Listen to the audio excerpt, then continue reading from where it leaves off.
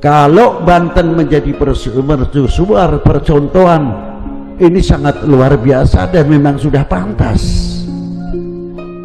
Loh, itu akhlaknya yang baik, adabnya yang baik. Karena siapa? Karena di sini ada tokoh mutiara yang luar biasa. Yang pertama siapa? Maulana Hasanuddin Al-Bantani.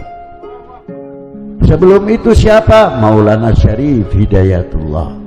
Beliau seorang qutbil aktab di zamannya. Guru Mursyidul Kamil Sayyidi Syarif Hidayatullah. Silahkan berpendapat silsilah masa bodoh, saya tidak mau tahu itu.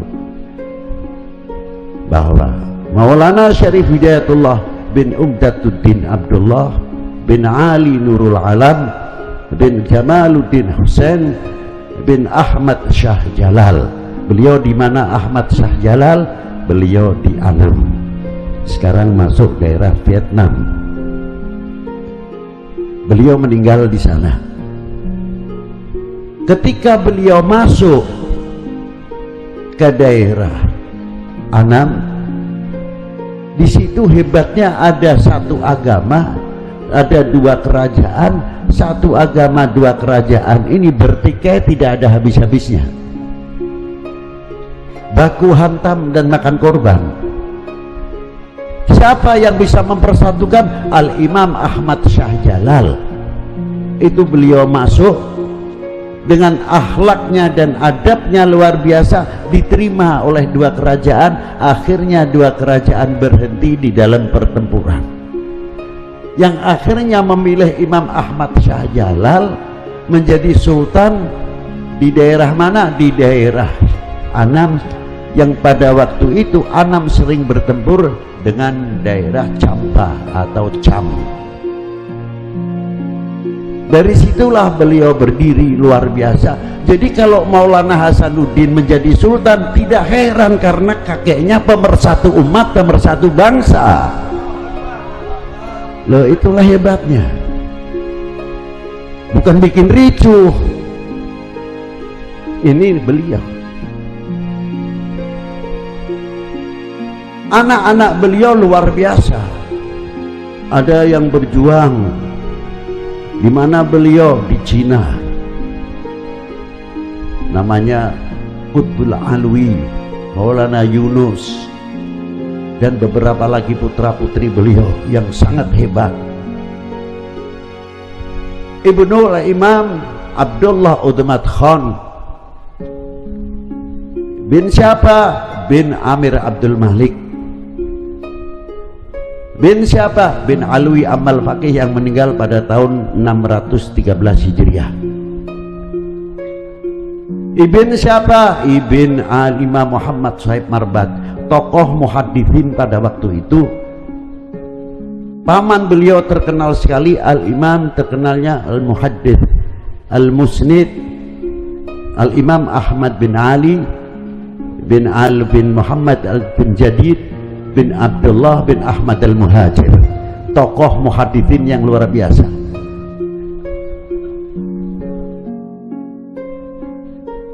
Al-Imam Muhammad Sahib Marbat bin Ali Khalid Qasam diterangkan di dalam kitab Masyru'ur Rawi, apabila beliau mengucapkan assalamu alayka ayyuhan nabiyyu wa rahmatullahi wa barakatuh, langsung dijawab oleh datuknya Rasulullah sallallahu alaihi wasallam. Bin Ali Khalid Qasam bin Alwi bin Muhammad bin Alwi bin Abdullah bin Ahmad Al-Muhajir bin Isa An-Naqib bin Muhammad An-Naqib bin Ali Al-Uraidi bin Ja'far As-Sadiq bin Muhammad Al-Bakir. Muhammad Al-Bakir ibu Muhammad Ja'far As-Sadiq bin Muhammad Al-Bakir, ibunya Sayyidah Farwah bintil Qasim bin Muhammad bin Abi Bakrin Siddiq. Jadi Maulana Yusuf maupun Maulana Hasanuddin cucu Imam Ali bin Abi Thalib, cucu baginda Nabi sallallahu alaihi wasallam, cucu Sayyidah Fatimah Zahra, cucu Sayyidina Al-Imam Abi Bakrin Siddiq. Jelas? Jelas? Itu Itu nasab. Adapun ada yang pendapat begini, masa bodoh, kita nggak mau tahu itu. Sebodoh lah. Dan saya tidak mau mengurusi. Itu aja. Paham kan? Nah, itulah satu contoh. Ketika beliau masuk ke Indonesia, bukan sekadar beliau hanya tahu ilmu agama saja, beliau seorang ekonom. Semua wali 9, ahli ekonomi, ahli pertanian, ahli kedokteran, ahli obat-obatan. Bukan masuk ke Indonesia adu kesaktian, bukan. Senjata yang paling ampuh pada waktu itu di dalam dakwatul Islam, akhlakul karimah. Itu yang paling ampuh diantaranya.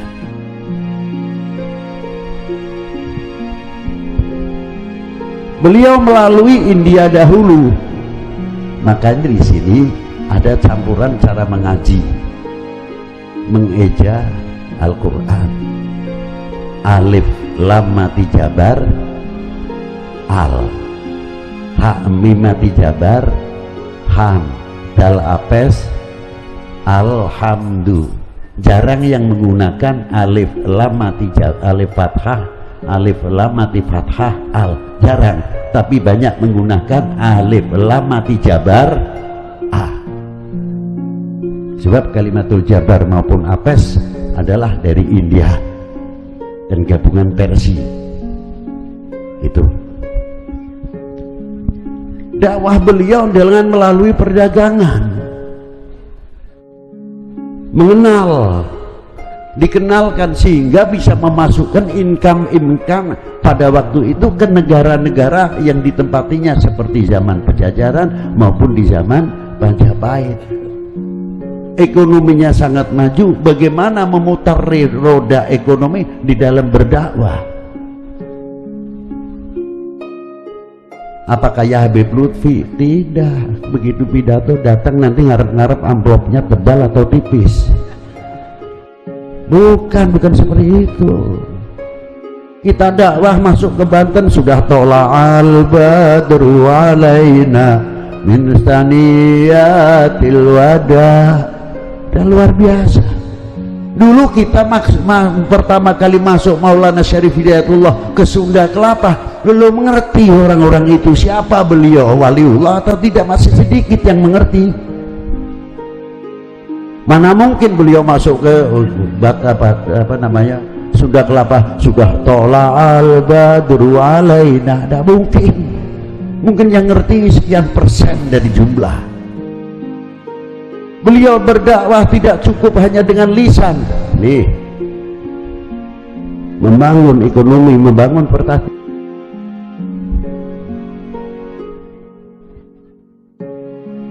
Income berapa yang masuk ke kerajaan-kerajaan pada waktu itu luar biasa.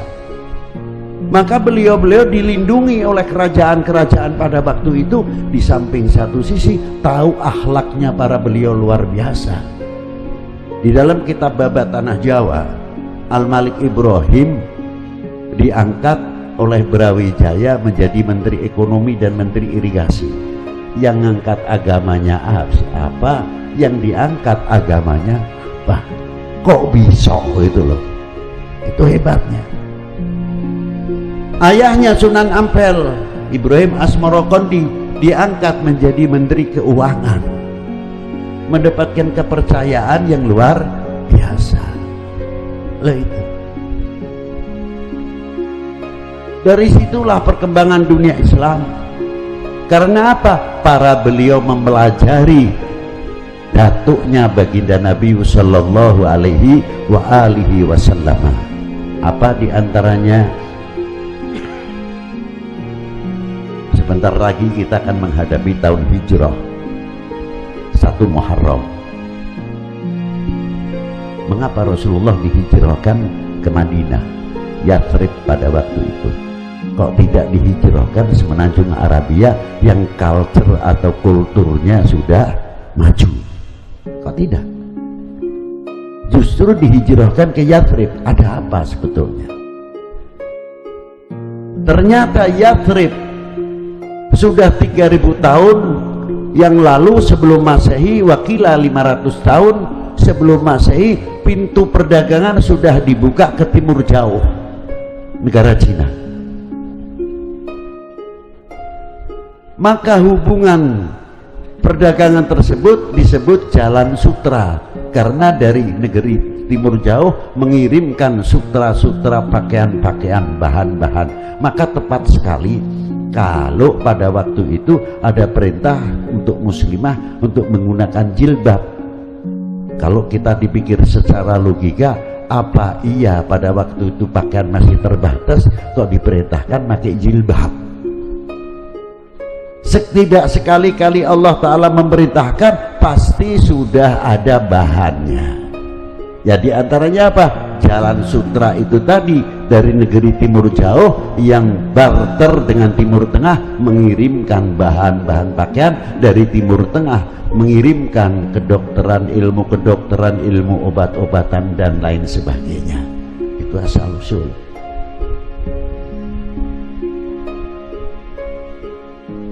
Maka ditiru oleh para ulama-ulama kita pendahulu. Lain daripada itu, ketika Rasulullah hijrah, melihat situasi bagaimana keberadaan, di antaranya bagaimana mempersatukan dunia Arab itu sendiri yang fanatiknya luar biasa terhadap keturunan al-alnya, gubail-gubailnya. Kalau seorang lelaki tidak mempunyai anak lelaki, dianggap abtar, dianggap banci. Maka dilontarkan pengejekan kepada Rasulullah karena anak lelakinya mati masih kecil-kecil, meninggal. Yang ada perempuan-perempuan sebuah, Sayyidah Zainab, Sayyidah Ruqayyah, Sayyidah Ummu Kalthum, Sayyidah Fatimah Zahra binti Rasulullah sallallahu alaihi wasallam. Dicap abtar, dijawab oleh Allah Subhanahu wa taala. Maka dari sinilah mengapa Rasulullah diturunkan keturunannya dari perempuan untuk menjawab dunia Arab. Ayatnya diturunkan apa? Inna a'tainakal kautsar fasholli li rabbika wanhar. Jadi siapa yang abtar? Orang yang mengatakan Rasulullah abtar, mereka sendirilah orang abtar, artinya yang banci.